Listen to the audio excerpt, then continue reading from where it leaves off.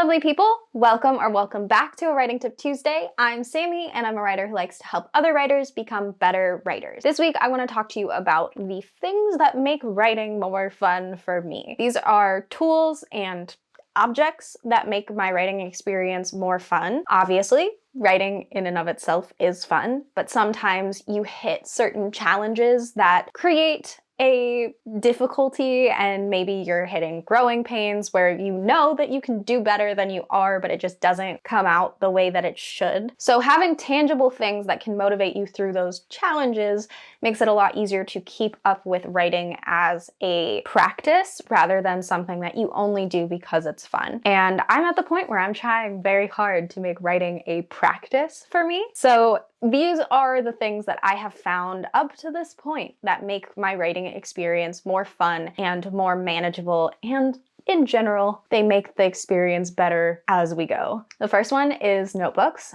Obviously, I am a notebook gal. I love notebooks. I love writing things by hand. I'm definitely a very tangible writer. Like, I really like to experience the writing. I have a typewriter. Like, I am very tactile in the experience of writing, and I get a better enjoyment out of the experience of doing it by hand. So I have a lot of notebooks. I have a video on the notebooks that I use. I have a whole playlist on me doing stuff with notebooks if you want to check that out, how I use my notebooks, what I would recommend to other writers in terms of writing notebooks and things like that. Having a notebook that is comfortable in size and weight and attractive in a way that I want to keep using it, and functional in a way that it makes sense how it is being used, is very effective for me to be wanting to continue using the notebook and therefore wanting to continue to write with the notebook. It's a very motivational thing for me to have, so I have a lot of them. I have so many. And a lot of my notebooks serve different purposes, so by having them serve different purposes, I can grab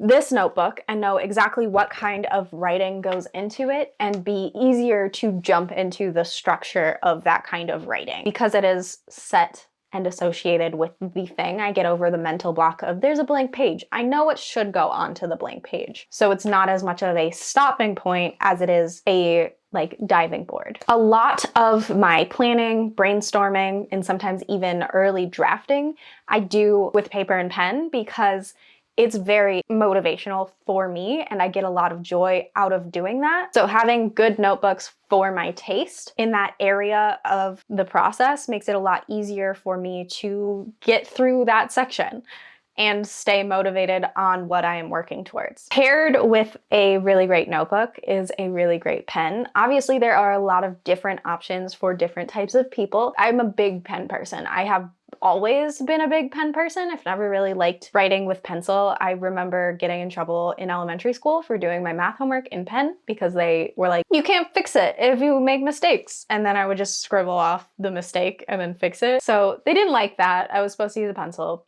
Neither here nor there. I've always had the type of pen that is my favorite type of pen. I have a backstock of my previous favorite pen that I used throughout college and they stopped making it, so I've got stockpiles of it. But now my favorite type of pen is a fountain pen, and I am falling in the rabbit hole of that because there are so many different options for what that experience is, and it's already a better experience of pen to paper writing than any ballpoint pen, gel pen that I've had has ever been. I definitely recommend it for a lot of different reasons. The experience of it is amazing because the way that a fountain pen is designed to work, you don't have to put as much force into the pen as you do with other pens. A fountain pen is designed to write under its own weight. It's basically it's just capillary action that puts the ink onto the page, where a gel pen or a rollerball pen, you've got that little ball that needs to roll across the page and have ink on it to be able to get that writing experience. So when you don't have ink, you squeeze your pen harder and push it into the paper more and force it in, which is a lot of hand work that isn't necessary with a fountain pen. So if you're like me and you want to write early drafts of things by hand, having a writing utensil that doesn't take a lot of effort from your actual muscles makes it a lot easier to do that. So I am a big believer in fountain pens for that alone.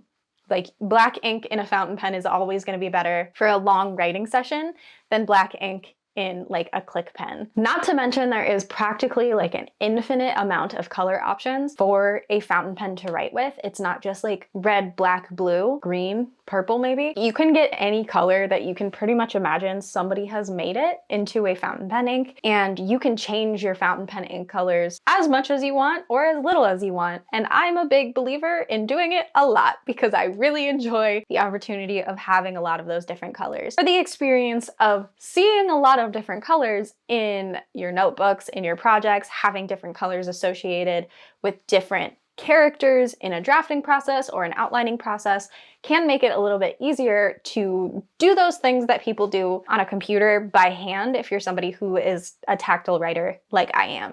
And I just can't say enough good stuff about fountain pens. So if you want to know any more about my collection of fountain pens, just let me know because I would love to make a video on that. And onto the modern world of the writing experience. I know that people swear by Scrivener. I don't have it.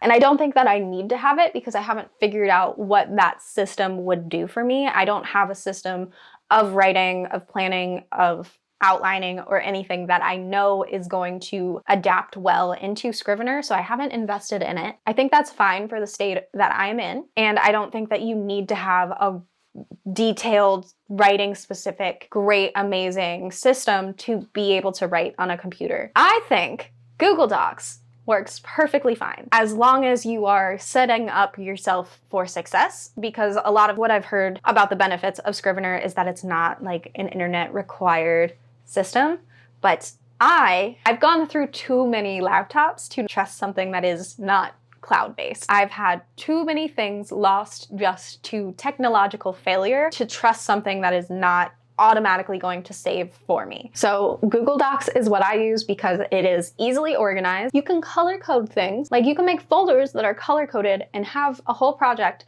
in one folder separated by certain things in a similar way that Scrivener does, with just slightly less convenient sidebar organization. And it's automatically backed up. It's also available offline. So if you make your documents available, you make that folder available offline, you are able to reference it offline and add to it offline, and then it'll back up the next time that you are online. Not to like, oh my God, Google's the best, but it's the thing that's working for me right now. And I think that there are a lot of other writers on this platform that are like, go get Scrivener. You need Scrivener. Scrivener is the best thing that's ever happened to me. And maybe it is. But if you're not at the point where that makes sense, don't do it. Find something that will work better for what makes sense for you at the time.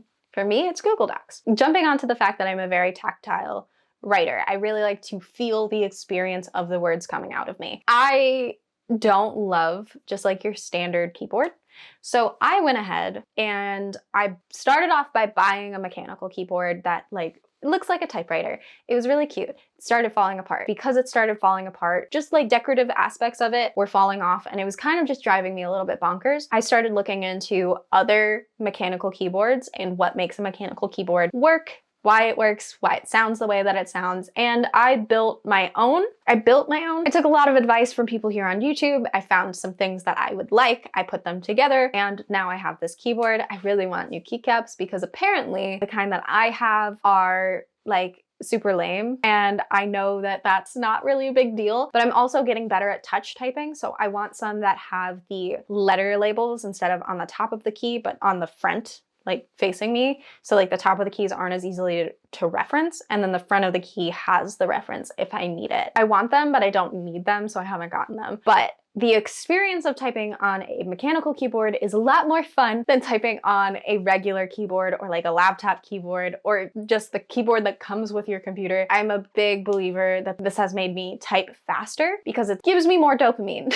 to type quickly on this keyboard than it does on any other keyboard, and therefore it transitions over to other keyboards as needed. The benefit of that is as I learn to type faster on this keyboard, that leads it to me being able to type faster in general, and being able to type faster in general leads to faster, shockingly enough, drafting and faster writing. So if I can keep up my pacing in my mind with the pacing that my fingers can type at, then I am on track to be able to write things very quickly. And I have been writing things very quickly, and it's been a really rewarding system with my new writing routine, having this like have to do 15 minutes every day and then being able to write out full scenes because I'm working on a play, being able to write out a full scene and go back and make edits to it in those 15 minutes just because I'm typing very quickly. But those are just the things that make my writing experience better. Let me know in the comments what makes your writing experience better. What is something that's just like, this is the thing that I need to make my writing experience more motivated. For some people, it's lighting the same candle every time they sit down or turning on a lamp for the ambiance of what that light provides. I think salt lamps are really common for that. There are so many different things that can make your writing experience more fun, and that's just what it is for you. So let me know in the comments. I would love to know if there's anything else that I should take a little peek at. But that is all that I've got for you today. If you enjoyed this video, please leave a like. It'll really help me out and show YouTube that maybe more people will also like this video. If you don't want to miss any of my uploads, hit that subscribe button and the notification bell next to it. I am here every Tuesday and Saturday for Writing Tip Tuesdays and Story Study Saturdays, so I will see you guys on Saturday.